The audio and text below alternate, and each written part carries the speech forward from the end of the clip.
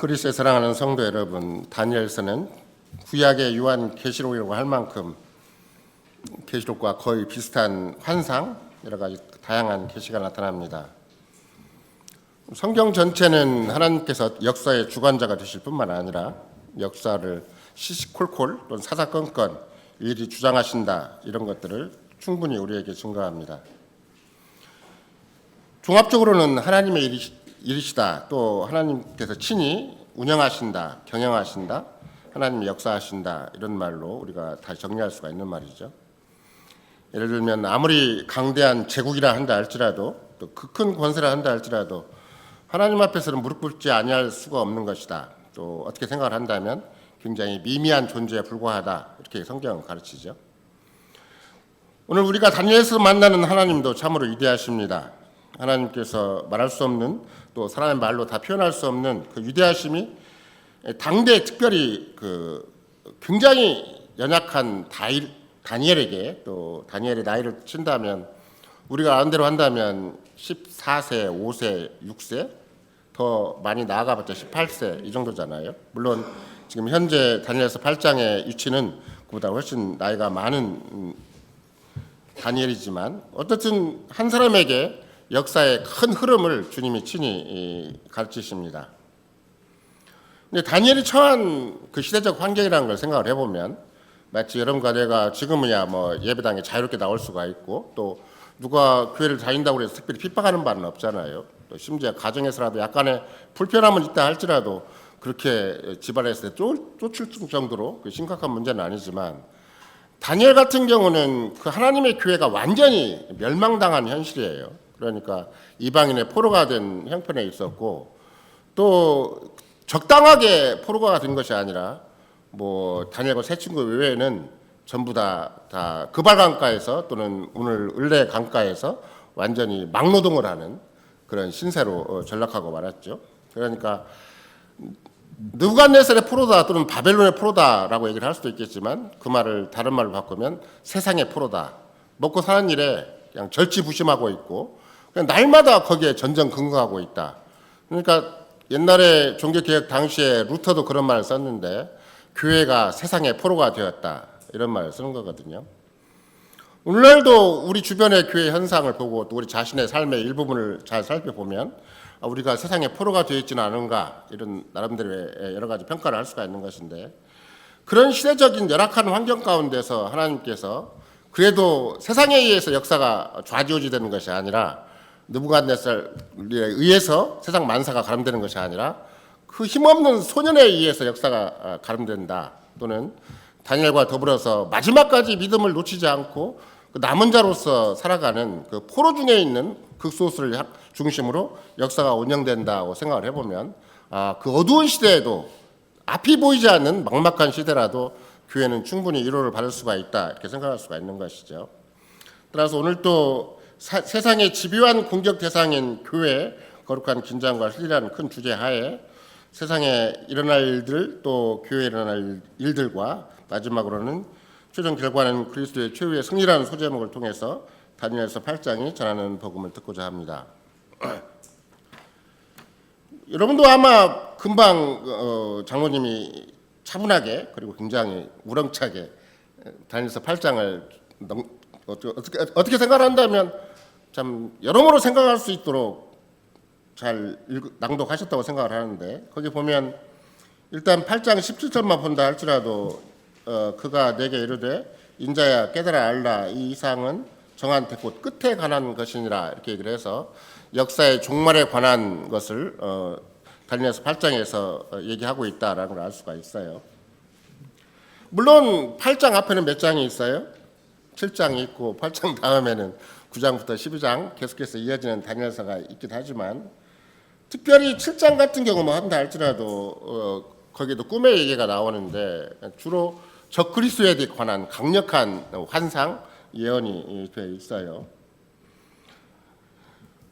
이어서 다니엘서 8장의 환상은 세상과 교회가 어떻게 마지막 때를 맞이할 것인가, 이런 것들을 강력하게 시사하는 부분이 있고, 특별히 다니엘과 그 당시에 바벨론의 포로가 되어 있는 그런 이스라엘 백성, 하나님의 언약 백성의 경우에 정말로 세상은 더 이상 우리를 이제 존재하지 못하도록 아예 존립 자체가 교회적인 존립 자체가 더 이상 보이지 않도록 이 세상 끝나는 것인가 이렇게 생각할 정도가 된 거죠. 예를 들면 별세살 제3년이라고 했는데 거기에 내 짐승에 대한 큰 꿈을 꿔요. 여러분도 금방 읽으셨지만 다니엘 선지자는 수양과 수염소 그것도 뿔 달린 걸 특별히 환상을 봤죠. 물론 다니엘은 그 당시에 왕궁에 있어요. 수사궁이라는 왕궁에 있었는데 금방 을레강이라고 그래가지고 을라강이라고 그래가지고 도성 주변을 흐르는 어떤 그 강 사이에 원래 바빌론 제국의 가장 세계 7대 불가사의가 있는데 행인가든이라는 공중 정원이 있죠. 그 말은 무슨 얘기냐면 사람의 힘으로 정원을 만든 거예요. 엄청난 큰 정원을 만들고 심지어 우리가 바빌론 제국의 큰 지형적인 판도를 본다 한다면 유프라테스 강이 있고 티그리스 강은 세계 3대 문명의 발상지가 있는데 그 강과 강사를 연결하는 또 다른 인공 수로를 개발을 해요. 그 중에 하나가 그발강이라는 강이고 또 하나가 을레라는 강이 있는 거죠. 이 강을 켜고 성을 돌아서 성을 감싸고 돌도록 그러니까 웅장한 대관계 수로 작업을 느부갓네살이 한 것이고 또 거기에 주로 히브리 노예들이 다 뼈빠지게 고생을 한 거죠. 근데 주께서는 느부갓네살이나 바벨론 제국에 의해서 세상 만사가 다 가름되는 것이 아니라 지금 다니엘에게 직접 보여주는 거예요. 다니엘은 환관이죠. 청년이 일찌감치 환관이 되어가지고 그저 바벨론 제국의 일개 그냥 그 신복으로 또는 바벨론 제국의 어떤 행정관이나 아니면 느부갓네살을 수종하는 시종으로 지금 준비가 되어가고 있는 중인데 그 당시 바벨론 제국에서 다니엘과 세 친구를 바라보면은 뭐 우리가 뭐라고 표현을 해야 되는가 뭐 겨자씨라고 표현해도 되고 또 우리가 그 조족지혈이라는 말이 있는데 세 발의 피라고 아무것도 아니죠. 아무것도 아닌 존재로 지금 세 친구가 있는데 성경에서는 다니엘과 세 친구에게 여호와 하나님이 친히 그 시대가 어떻게 흘러갈 것인가 시대의 종말은 어떤 것인가를 충분히 보여주므로 역사는 바벨론 느부갓네살에 의해서 좌지우지되는 것이 아니라 다니엘과 세 친구에 의해서 좌지우지되고 또 다니엘과 더불어서 같은 믿음을 끝까지 놓지 않고 있는 나머지 포로들에 의해서 역사는 진행된다. 그게 구약 교회의 굉장히 어두운 모습이기도 하지만 굉장히 소망스러운 모습이라고 보여주는 것이죠. 드디어 다니엘은 그 바벨론 포로의 70년의 하나님의 언약의 저주 기간이 있는데 70년이 거의 다 끝나갈 무렵에 뭐 다니엘이 다시 이렇게 큰 계시를 받은 거예요. 근데 여러분도 금방 읽어보셔서 아시겠지만 그 나머지 70년이 마무리되는 시간이 맨 끝날에 아니면 끝달에 일주일 정도 남은 그런 시점에서 다니엘이 계시를 받았으면 참 좋았을 텐데 거기 가장 큰 숫자가 뭐라고 나와요?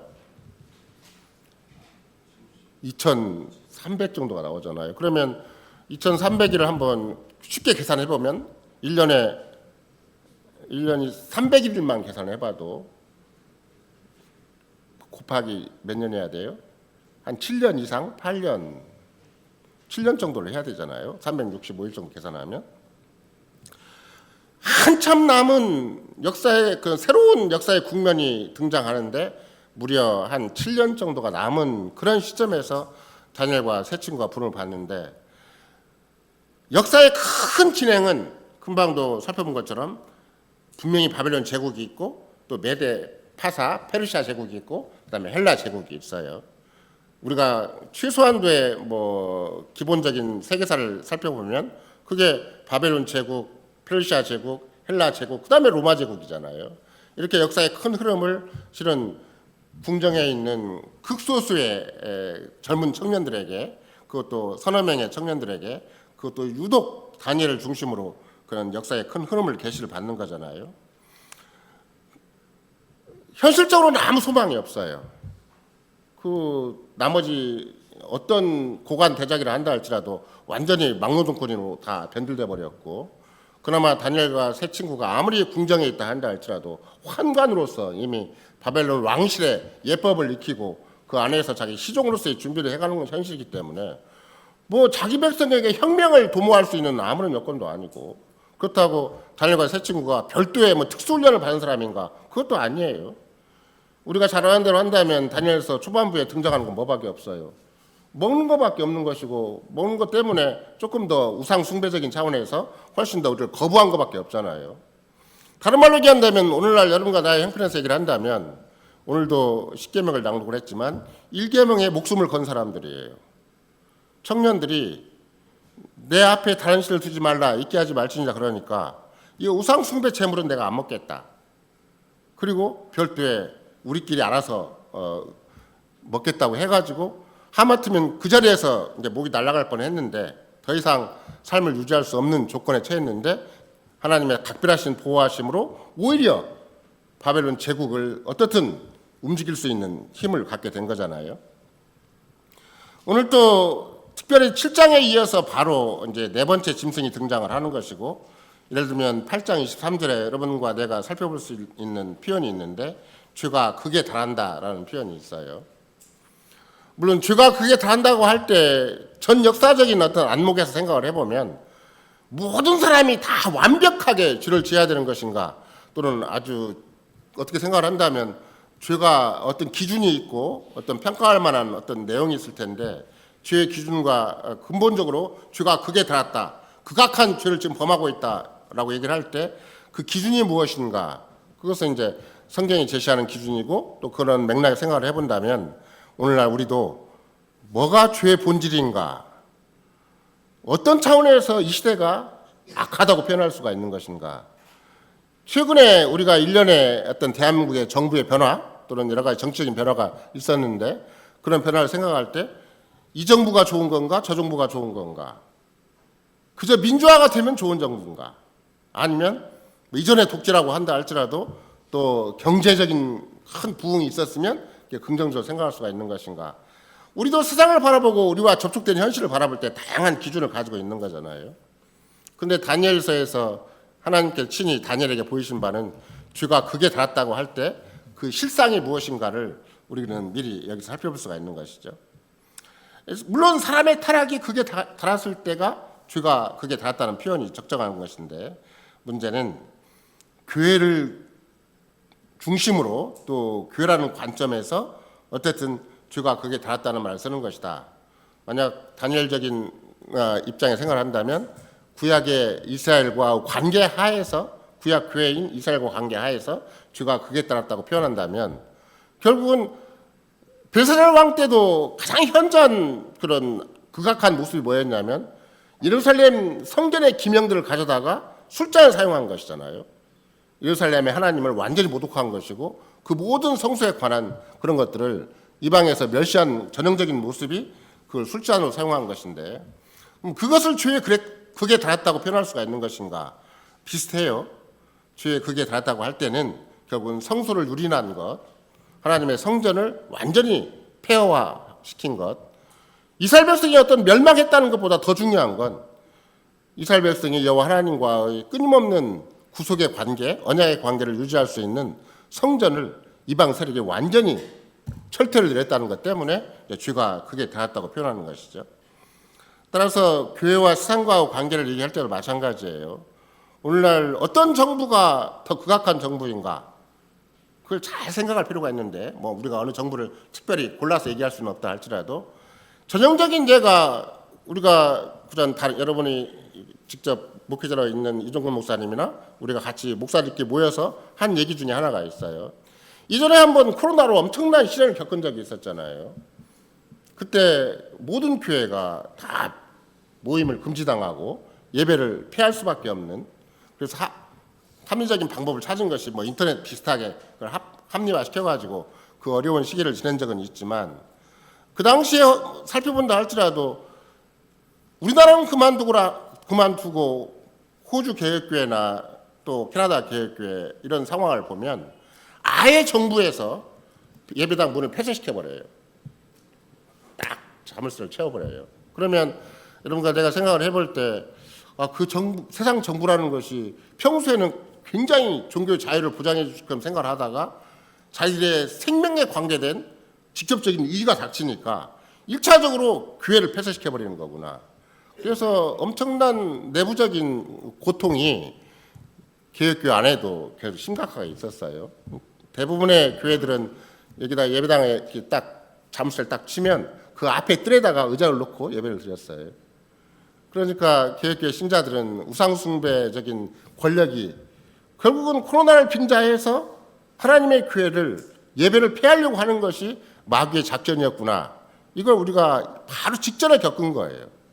근데 우리도 모르게 이게 일계명에 관한 문제라고 생각을 하지 않으면 예배를 피하는 일계명과 이계명에 관한 문제를 생각하지 않으면 그저 그냥 인터넷 들으면 되는 것이지라고 생각을 해서 얼마든지 합리화시킬 수가 있는 문제인데 개혁교회에서는 절대 그러지 않고 예배당을 폐하면 그 앞에서 모여서 자기 의자 가지고 와서 그냥 그 공개된 장소에서 예배를 드렸던 것이죠. 교회와 세상과 관계라는 것은 시시때때로 이런 모습으로 교회가 엄청난 압박을 받게 되는 것이고 교회가 겉으로 보기에는 교회 자체 문을 닫게 하진 않아요. 그러나 예배를 폐하게 한다는 것 또는 예배를 사이비화 시킨다는 것이 마귀의 작전이구나라는 걸 알 수가 있는데 그러면 다니엘 당대 하나님의 언약 백성들이 어떤 형태가 되어 있는가 그러면 오늘날식으로 한다면 제사가 다 폐해져 버렸어요. 성전이 다 폐해져 버렸어요. 직분자가 아무도 없어요. 아무도 자기들끼리 모여서 가정 예배도 드릴 수 없는 형편이에요. 성경도 없어요.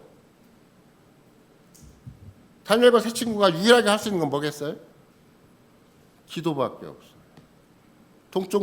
동쪽으로 예루살렘을 향해서 창문을 열어놓고 다 폐허화된 성전을 향해서 거기에 여호와 하나님이 친히 임재하시고 좌정에 계셨으니까 동쪽 문을 열어놓고 하루에 3번 기도하는 것밖에 할 수가 없어요. 아무것도 할 수 없는 역사적 현실 앞에서 다니엘을 중심으로 한 세 친구가 뭘 할 수 있었겠는가? 그러니까 우리는 목숨 걸고 일계명을부터 지키자. 아무리 어두운 시대를 한다 할지라도 우리는 일계명을 지켜야 되겠다 그래서 우상숭배 음식을 거부하고 그냥 일상생활에서 끝까지 주님을 섬긴 것이죠. 따라서 일상생활에서 계명을 지키는 것이 주님을 섬기는 행위이고 그게 아무리 교회가 어두운 시대에 처했다 할지라도 그게 교회가 살아날 수 있는 길이구나. 주께서는 계명을 끝까지 목숨 걸고 지키는 자를 통해서 교회를 유지시키고 시대를 경영해 나가시고 역사를 주관해 나가신다. 이것을 지금 다니엘서에서 일관되게 보여주는 거거든요. 그러니까 아까도 말씀드린 것처럼 다니엘서 8장이 지금 우리가 오늘 살피는 내용인데 8장까지 오기에는 1장부터 7장까지가 있었다는 거죠. 1장부터 7장까지 핵심 내용은 다니엘과 세 친구가 사자밥이 될 망정 우리는 일계명을 어기면 안 된다. 우상숭배를 하면 안 된다. 우상숭배도 물론 큰 신상에 대해서 그 마르두크라는 엄청난 고대 사회 중동을 완전히 지배했던 그런 신이 있는데 신에게 절하지 않은 것도 있지만 그 신의 영향력이 주로 어디에 있어요? 우상 재물에 있는 거고 일상에 먹고 사는 문제에 있는 거잖아요. 그래서 다니엘과 세 친구는 그 문제를 단순히 먹는 건 먹는 거고 그저 종교는 종교다라고 분리하지 않고 먹는 것 자체가 우리의 믿음이고 먹는 것 자체가 주를 섬기는 것이고 일상생활 자체가 주의 것이다 라고 확고부동하게 믿었기 때문에 그들은 먹는 것 자체를 오히려 우상숭배 제물을 철저히 거부하게 된 것이고 또 마침 주께서는 그 정말 청소년이죠. 어떻게 생각을 한다면 그것도 아무 힘이 없고 정치적 역량이 없는 그냥 가장 미미한 존재들이에요. 그런 미미한 존재로 하여금 그 시대를 이어가는 가장 핵심 인물이 되게 하고 역사의 주인공이 되게 했다라는 것이 다니엘서 전체가 가르치는 굉장히 중요한 교훈인 것이죠. 백왕교회가 됐든 자유교회가 됐든 생각을 해보세요. 교회 규모로 한국을 지배할 수 있겠어요? 우리나라 큰 교단이 얼마나 많고 큰 교회가 얼마나 많이 있는데 그러면 여러분 가대는 늘 저 구석에 막 세상 구석에 처박혀가지고 간신히 종교 제도를 유지하고 간신히 헌금 내고 간신히 신앙생활 하는 걸로서 우리의 인생이 답이 되겠냐고. 똑같은 맥락이에요. 교회는 언제든지 세상 앞에 강력하게 제국의 형태를 군림한 적은 한 번도 없어요. 그래서 교회는 늘 십자가 아래 있는 교회다라고 종교개혁자의 표현을 해가지고 우리도 세상에서 막 갑자기 엄청난 돈의 힘, 권력의 힘, 문화 예술의 힘을 가지고 등장하는 것이 아니라 지극히 소수일지라도 이 소수가 빛과 소금이다라고 얘기하는 것이죠. 당장 산상보험만 본다 할지라도 당대 유대 사회가 거짓 교회였잖아요. 하나님의 언약을 철저히 배반하고 계명을 아전인수격으로 해석을 하고 너무나 피상적인 종교생활을 하고 신앙생활을 하고 그런 형편 가운데서 예수님 친히 겨우 10명의 제자를 데리고 산 위로 올라가요. 그래서 산상보훈, 산상소훈이 된 거예요. 그 당대 유대인이 몇백만이라고 하는데도 불구하고 아무도 예수를 진정으로 왕으로 인정하지 않아요. 예수를 구주로 영접하지 않아요. 유일하게 예수님의 12제자, 10명의 제자만 예수님을 끝까지 따라다녀요. 물론 예수님을 결정적으로 다 배반하기도 했고 또 베드로처럼 막 뒤죽박죽된 인생을 살기도 했고 그렇게 했다 할지라도 극소수의 10명을 놓고 뭐라고 얘기하시는 거예요? 너희가 세상의 빛이다. 너희가 세상의 소금이다. 이렇게 말씀하시는 거예요. 성공했어요? 실패했어요? 10명인데 당대 거짓교회는 몇백만인데 당대 유대인 사회, 유대인 교회는 엄청난 자부심을 가지고 있어서 지금도 정통 유대인들은 지금도 자기들끼리 아직도 메시아가 오지 않았다고 자기들끼리 종교 생활을 하고 있는데 근데 10명의 제자를 가지고 예수님은 만천하에 그리스도의 은혜의 왕국이 건설되도록 한 것이고 그 덕분에 10명의 제자가 끝까지 포기하지 않고 주를 따랐기 때문에 우리를 주께서 빛으로 삼으셨고 소금으로 삼으셨다면 마지막까지 산상보훈의 특별히 팔복의 마지막은 뭐였었어요? 너희가 멸시를 받고 천대를 받고 핍박을 받으리라 그렇게 말씀하셨잖아요. 그러니까 세상에서 환영을 받는 게 아니에요. 세상에서 막 명함을 내밀고 자랑할 수 있는 게 아니에요. 그 예수님이 역사 한가운데 등장했던 공생애를 본격적으로 시작했던 제 공생의 제 2년의 시기에 산상보훈이 주어졌다면 당대 거짓교회가 아무도 예수를 인정하지 않아요. 죽일 준비만 하고 있어요. 오늘날 수많은 한국교회가 있고 교단이 있다 한다 할지라도 다시 오실 예수 그리스도를 영접하는 교회가 되겠는가? 다시 재림하시는 교회를 직접 온 마음으로 온 믿음으로 온 교회로 준비하는 그런 하루하루를 살아가고 있는 거에 생각을 해보면 이게 생각보다는 쉽지가 않아요. 거대한 교회, 거대한 구단들이 다 나서가지고 세상의 부귀영화와 더불어서 마치 종교적인 명분을 세우고 이렇게 하는 것이 복받는 것이고 이렇게 하는 것이 기독교의 대표인 것처럼 그렇게 위장을 하고 있을 때라도 여러분과 나의 교회는 그 길로 가면 안 된다. 넓은 길로 가면 안 된다. 우리는 좁은 길로 가야 된다. 끝까지 주를 섬기는 길로 가야 되고 어떻든지 믿음의 길로 가야 되고 언약의 신실한 길을 찾아야 된다는 것이 여러분과 내가 별도로 존재하는 이유가 되는 것이지 세상과 똑같이 부귀영화를 누리고 화려한 명함을 내세우고 막 우리가 어떻게든지 노력하면 세상에서 압도적인 이런 지위를 차지할 수 있을 것인가? 그건 절대 아닌 것이죠. 이런 가장 큰 교회와 세상과의 관계성에 있어서 현저한 모델이 바로 가장 어두운 시기에 주께서는 다니엘과 세 친구와 남은 자들을 통해서 친히 당신의 역사를 운행해 나가셨다. 그 강력한 증거를 다니엘서 8장에서 하는 거예요. 생각을 해보세요. 다니엘이 나중에 혼절을 해버려요. 기절을 해버려요. 8장 마지막에 가면 그 계시가 너무 크고 잘 감당할 수가 없으니까 이런 거 내가 지금 어떤 이웃에 있는 송목사가 와가지고 교회가 절대 작은 교회가 아니다. 우리가 결코 미미하지 않다. 우리가 역사의 주인공이고 우리가 세상의 최고 가장 아름다운 자리, 존귀한 자리에 서 있다고 얘기를 해도 밀통말통하는 판국인데 하물며 다니엘은 날마다 하는 일이 우상숭배하고 싸우는 일인데 그 한 번 싸워서 끝나는 게 아니에요. 계속해서 우상 제물밖에 없어요. 주변 사방팔방이.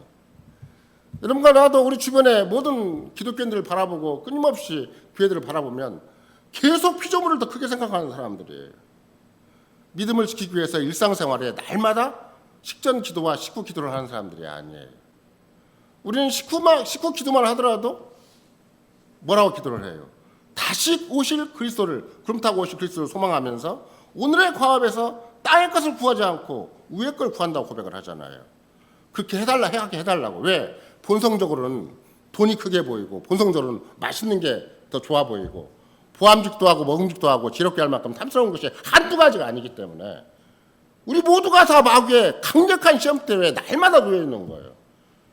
다니엘과 세 친구가 목숨 걸고 왜 조금만 타협을 하면 부경화가 내 손앞에 있는데 왜 그때 죽음을 자초하고 더 이상 출세가 다 막혀버리고 느부갓네살 이하 모든 부하 신복들은 얼마나 이 세 명, 네 명의 친구들을 예의주시했겠어요. 이들은 우리와 같은 편이 아니다. 아무리 우리가 왕실 교육을 통해서 제2의 느부갓네살을 이어받을 수 있는 그런 통치자를 키운다 한다 할지라도 모세처럼 이 사람들은 그런 사람이 아니다라고 일찌감치 시샘 말로 한다면 싹수가 노래져 버린 거야. 근데 싹수가 노란 극소수의 청년들에게, 특별히 다니엘에게 온 세계 역사가 어떻게 움직일 것인가를 가르쳐 주는 거예요. 앞으로는 느부갓네살이 망한다. 바벨론이 망한다. 그러면 그 다음에는 어느 나라가 오는가? 페르시아가 온다. 거기까지만 다니엘이 살아요. 그리고 이제 헬라 때가 되면 더 이상 이제 다니엘은 이 땅에 주님 부르신 하늘로 부르셨으니까 더 이상 존재하지 않게 된 것이죠. 다니엘에게 보여준 게 뭐냐면 뿔과 뿔 간에, 양과 염소 간에 치열한 싸움이 있는데 계속 각축전, 아주 제국의 각축전, 엄청난 세력들의 큰 싸움이 오고 가는 것이죠.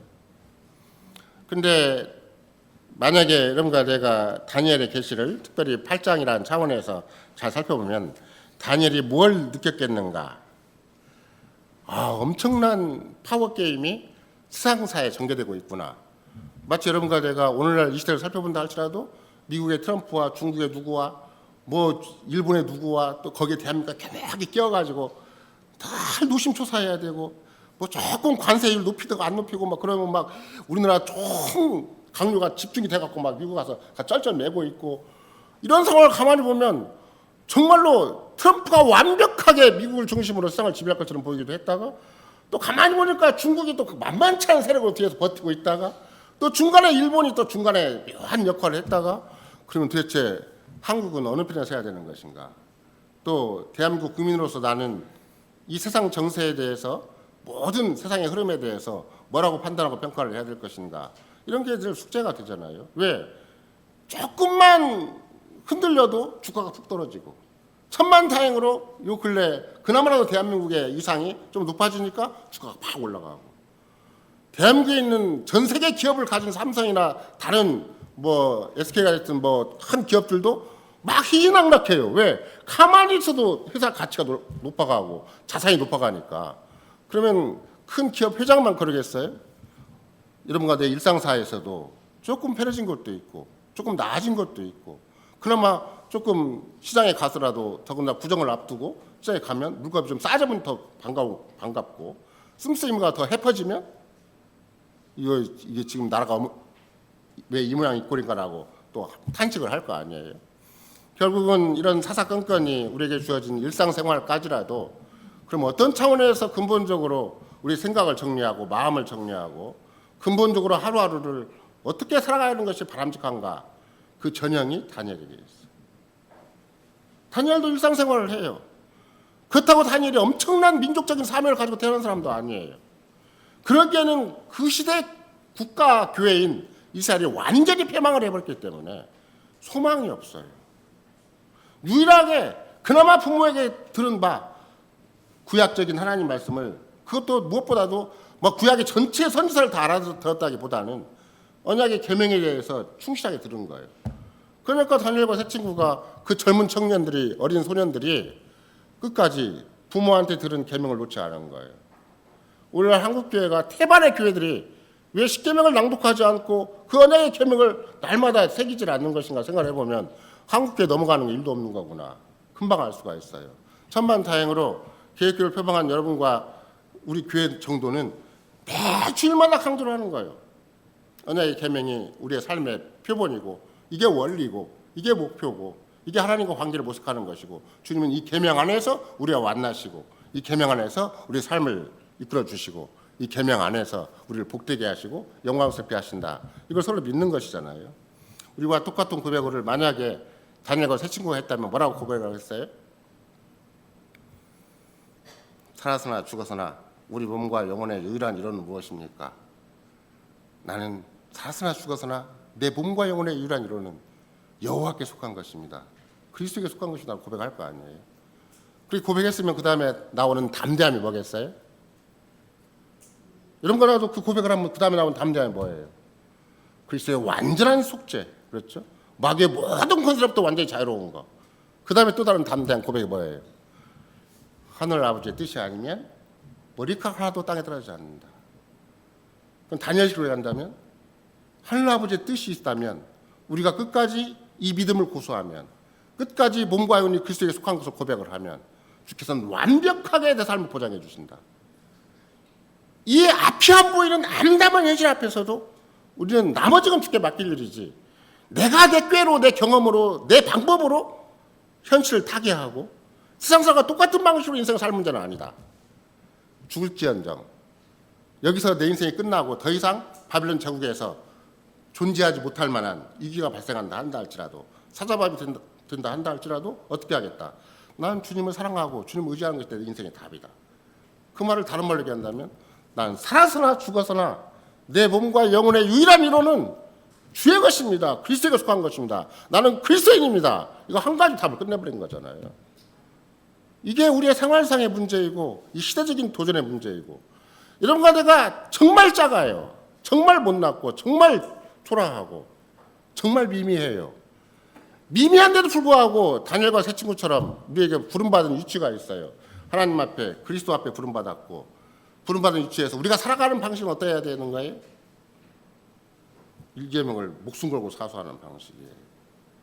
살았으나 죽었으나 몸과 영혼의 유일한 이로는 내가 세상 것이 아니고 내 노력의 성과에 따라서 남다른 명함을 내면서가 아니라 세상에서 인정해줘서가 아니라 세상에서는 멸시와 천대와 핍박을 받을 수밖에 없고 계속 왕따 이상의 여러 가지 소외됨을 당할 수밖에 없는 현실이 있다 할지라도 더군다나 같이 어울려서 밥도 안 먹고 그렇죠. 제가 우리 교인들 자꾸 얘기해 주는 거예요.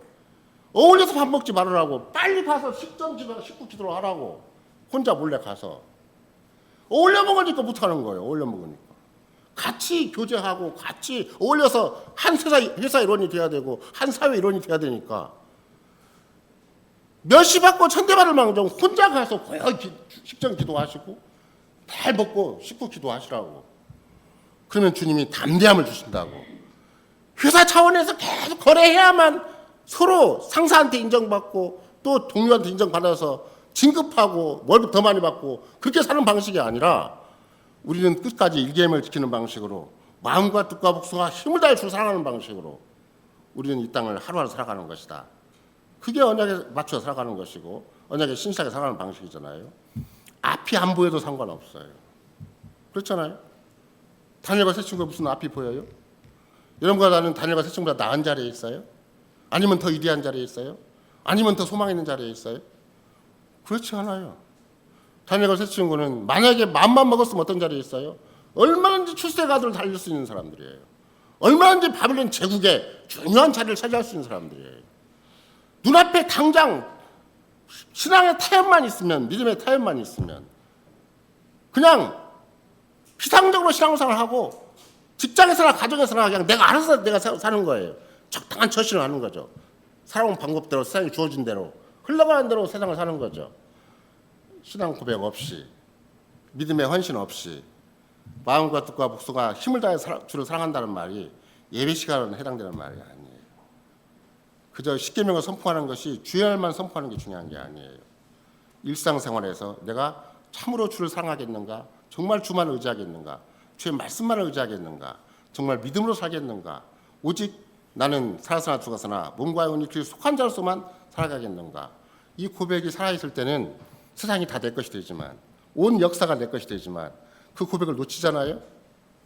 그러면 아무것도 아닌 상사의 말에 속이 상하고 아무것도 아닌 동료의 말에 막 신경이 쓰이고 조금만 중간에서 내가 회사의 가운데적인 위치에 있으면 밑에 직원이 와서 자기 마음대로 처신하고 나면 막 불안해져. 더군다나 요새는 MZ세대라고 그래가지고 지 마음대로 갖다 지 마음대로 나가는 것이 많다 그러잖아요. 그럼 중간관리자로서는 어느 만큼 나이 먹고도 대처가 안 되는 거예요. 그러면 직장이 불안해지면 뭣도 불안해져요? 가정도 불안해지고 인생도 불안해지고, 그렇지 않아도 사회가 내 마음대로 오지 않아서 돈이 내가 원하는 만큼 내 수중에 들어오지 않기 때문에 불안한 것이 한두 가지가 아닌데 모든 삶의 기반이 다 허물어지는 것이죠. 반대로 철저하게 주님의 언약의 계명에 내가 온전히 의지하고 정말로 언약의 계명을 지키기 위해서 주님이 뭘 주신 거예요? 주기도문을 우리에게 주신 거예요. 그렇잖아요. 전체 논리상 하이델베르크 교린다보 우리 이 목사님 와서 다시 말씀하시겠지만 우리의 감사에 대해서가 첫 번째는 십계명이고 두 번째는 주기도문이잖아요. 그럼 십계명과 주기도문 사이에 어떤 관계가 있어요? 십계명적인 삶을 살도록 하기 위해서 기도를 하는 거예요. 십계명 안에 뭐가 있어요? 하늘 아버지의 이름이 걸려 있고 십계명 안에 하나님 아버지의 나라가 걸려 있고 경영이 걸려 있고 십계명 안에 하나님 아버지의 뜻이 걸려 있는 거예요. 하나님 아버지의 뜻은 갑자기 우리 교회를 막 크게 달라는 게 중요한 게 아니에요. 일상적인 삶에서 우리가 같이 힘을 뭉쳐서 의기투합해서 교회를 좀 빛나게 해보자라는 게 아니에요. 다니엘과 세 친구처럼 자기에게 주어진 눈앞의 현실 앞에서 매일 같은 일상생활에서 언약 앞에 신실한 거예요. 언약의 계명 앞에 신실한 거예요. 그게 교회를 세우는 것이고 그 시대를 주님의 역사의 큰 주관자로서의 인정하고 살아가는 것이고 주님 앞에 쓰임받고 진정으로 주님의 종이 되는 비결인 것이지 절대 그것이 세상적인 방식을 잘 동원했다고 해서 우리가 이 땅을 정상적으로 사는 것은 아니다. 가장 가까운 예로 이런 거 내가 직접적인 그런 지지난 주인가 한번 저희 자유신학당 모임에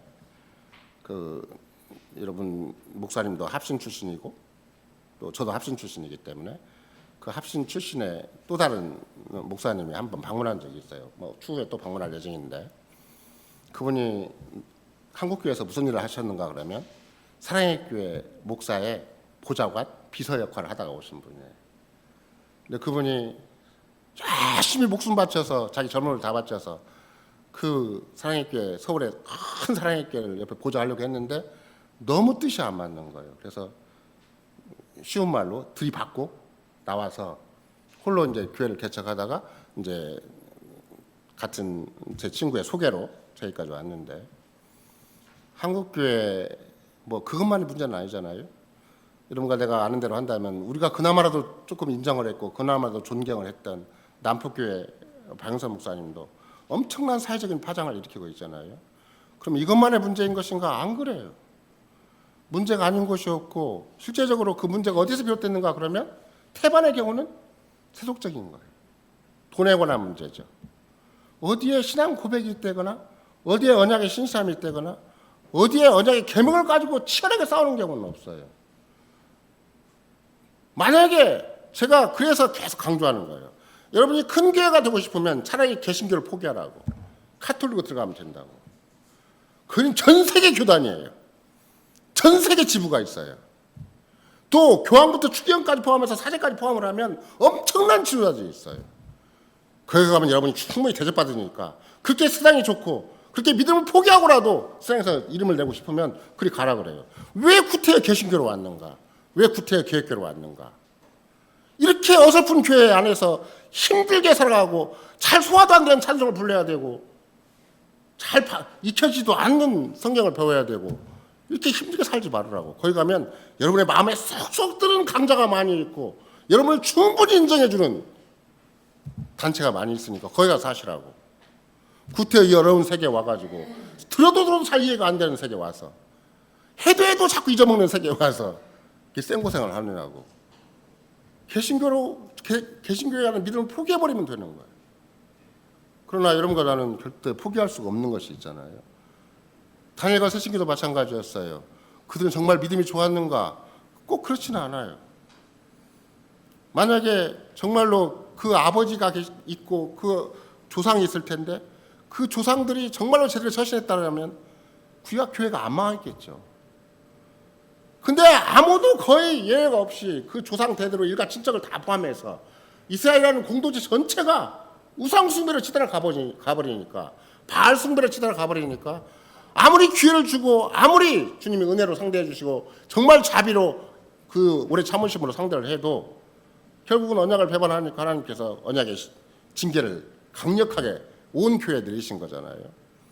언약의 징계가 심각해서 더 이상 교회도 없고 예배도 없고 제사도 없고 더 이상 직분자도 없고 더 이상 우리끼리 교제할 수 있는 사람이 아무도 없어요. 그런 암담하고 어두운 흑암기에라도 주께서는 자기 백성을 끝까지 돌보신다. 그게 다니엘과 세 친구와 남은 자들에게 주는 거예요. 주께서는 다니엘과 세 친구만을 무조건 붙잡기 위해서 다니엘서를 기록하게 한다거나 그 느부갓네살과 페르시아 시대에 다니엘과 세 친구를 보존하신 게 아니에요. 그 시대에는 아무도 직분자가 없기 때문에 유일하게 그나마 포로 생활을 하면서 끝까지 이게 아닌데 이게 아닌데 이게 아닌데 하는 사람이 있을 거 아니에요.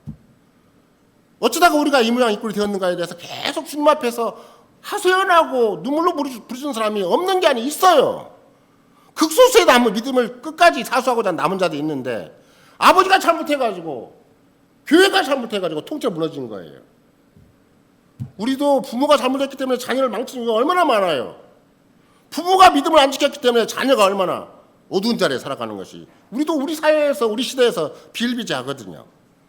그러니까 자기들은 정말로 극소수의 부모가 있다 할지라도 또 아무리 내 가정만큼 괜찮다고 한다 할지라도 교회 전체가 통째로 넘어가니까 직분자 전체가 통째로 넘어가 버리니까 그들이 통째로 우상숭배를 해버리니까 하나님께서는 그 교회 안에 극소수의 믿음을 지키는 남은 자가 있다 할지라도 효과가 없어져 버리는 것이죠. 그럴 때 주께서는 자기 백성을 완전히 포기하시고 자기 교회를 포기하셨는가? 그런 게 아니라는 거예요. 오히려 다니엘과 세 친구를 특별히 신비한 바벨론 제국을 특별히 흔들 만큼의 그들의 삶의 입장을 딱 주시잖아요. 그렇죠? 사자굴에 넣어도 소용이 없고 어떻게 해도 살아남는 자기들은 모든 권세를 사용해서 완벽하게 이들만 없애버리면 이스라엘을 완전히 정복하는 것이다. 이들만 없애버리면 교회를 완벽하게 정복하는 것이다. 그 마지막 그루터기 같은 그 연약한 청년들인데 그들을 주님이 끝까지 붙잡아 주세요. 붙잡아 주시면 말미암아 무슨 일이 생겼어요? 느부갓네살 바벨론 전국에 소문이 나기 시작을 했어요. 지금처럼 인터넷이 개발되고 일반적인 뭐 여러 가지 다양한 뭐 SNS 이상의 또는 그 전에 신문이나 방송 이런 저널리즘이 많이 유행한 시기가 되었더라 모르는데 그 시대에는 저 구석에 처박혀서 혼자 하나님 앞에 눈물 짓는 사람을 돌아볼 직분자가 아무도 없고 기본적인 체제가 없어요.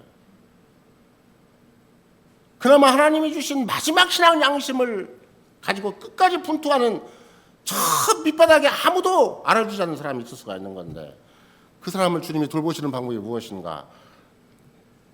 바벨론 제국에 소문이 나게 만드시는 방법이에요. 다니엘과 친구가 끝까지 일계명에 순종함으로 말미암아 우상 제물을 거부함으로 말미암아 하나님이 이렇게 은혜를 주시고 그들의 생사 자체를 생존 자체를 하나님이 보장해 주셨다.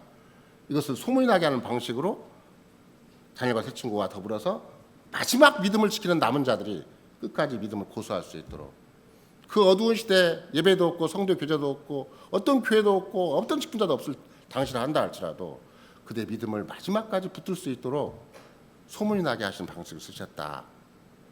다니엘과 세 친구는 자기들도 물론 구원받고 목숨을 걸고 이렇게 살게 해주신 그런 하나님을 100번쯤은 감사하고 찬송도 하겠지만 누구에 대한 결국은 주님이 일하시는 방식은 당신의 교회를 다 무너진 현실을 한다 할지라도 타락해가지고 하나님의 언약의 징계를 그냥 뭐 뼛속 깊이 온 집안이 받을 수밖에 없는 그런 가장 정말로 앞이 안 보이는 절망의 현실이라 한다 할지라도 주님은 자기에게 신실한 자들을 절대 팽개치는 법이 없고 모른다 하시는 법이 없고 그냥 방치하시는 법이 절대 없다.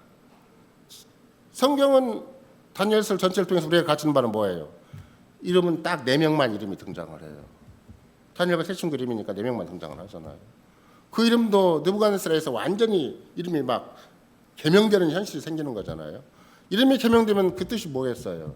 더 이상 믿음의 사람으로서의 존재 가치가 없다는 말이에요. 그냥 이름까지 개명돼 버렸어요. 문제는 이름까지 개명돼 버리면 어떤 일이 생겨 버려요? 나머지 남은 자들이 알아볼 수가 없어요. 이 사람은 바벨론 사람이지, 세상 사람이지. 명함이 세상 사람으로 찍힌 거예요. 소문이 나도 어떻게 찍혔어요? 그냥 세상 사람 일원으로 또는 어떤 이상한 종교적인 사람으로 소문이 나겠죠. 그러니까 계명까지 된 사람을 주께서는 끝까지 오히려 느부갓네살이 통치하는 만천하에 그 제국 전체에 소문이 나게 해서 어느 곳에 누가 있는지도 모르는 이슬람만한 그런 존재 가치가 없는 그런 자기 백성을 향해서 자기를 끝까지 신시하는 의지하는 자를 위해서 주께서 어떻게 하셨는가? 다니엘과 세 친구를 그렇게 소문이 나게 하셨구나.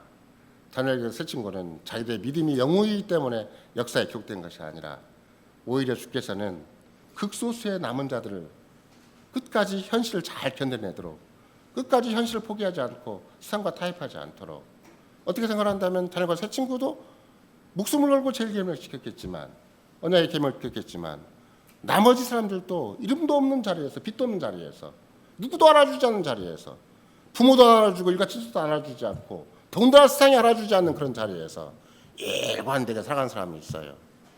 다니엘과 세 친구만을 기억하면 안 돼요. 그들의 사역으로 말미암아 이름도 빛도 없는 저 극소수의 무리들이 눈물로 하나님께 호소해가면서 차라리 나는 내가 이것을 안 먹고 세상에서 우상 제물을 안 먹고 굶을망정 여기서 더 이상 내 목숨을 그만둔다 할지라도 나는 끝까지 주를 사랑하고 주를 섬기고 주를 의지하고 언약 안에 신실하게 살겠다. 그런 사람을 위해서 다니엘과 세 친구를 쓰셨다. 이런 걸 알 수가 있는 것이죠. 때가 되면 아까도 얼핏 말씀드린 것처럼 그 전 역사적으로 가장 극악한 인물이 이제 교회사에 등장을 해요. 당시에 이제 헬라 제국이 등장을 할 텐데 헬라 제국 안에서 가장 무서운 인물이 등장을 하는데 그걸 적그리스도라고 일반적으로 표현하거든요. 그게 안티오코스 에피파네스라는 무서운 권세를 가진 자인데 안티오코스 에피파네스가 와서 그 예루살렘 성전 그 당시에 새롭게 이제 건설되는 성전에 와서 한 일이 뭔가 우리가 잘 아는 거예요. 돼지 피를 갖다 뿌려놓고 그렇죠? 성소를 철저히 유린을 하죠. 누구처럼 벨사살 왕처럼 성전 기명을 가져다가 금으로 만든 기명을 가져다가 우리 서로 축배를 들자고 하듯이 안티오코스 에피파네스라는 사람은 철저하게 성소를 유린해버려요. 예배를 유린해버리는 것이고 이스라엘 종교를 유린해버리는 것이죠. 세상 세력이 어떻게 움직이는가가 굉장히 중요해요. 지난번 아까도 말씀드린 것처럼 코로나를 빙자해가지고 캐나다 같은 사회나 호주 같은 사회나 우리나라 같은 경우도 보이지 않게 그런 시도가 있었죠.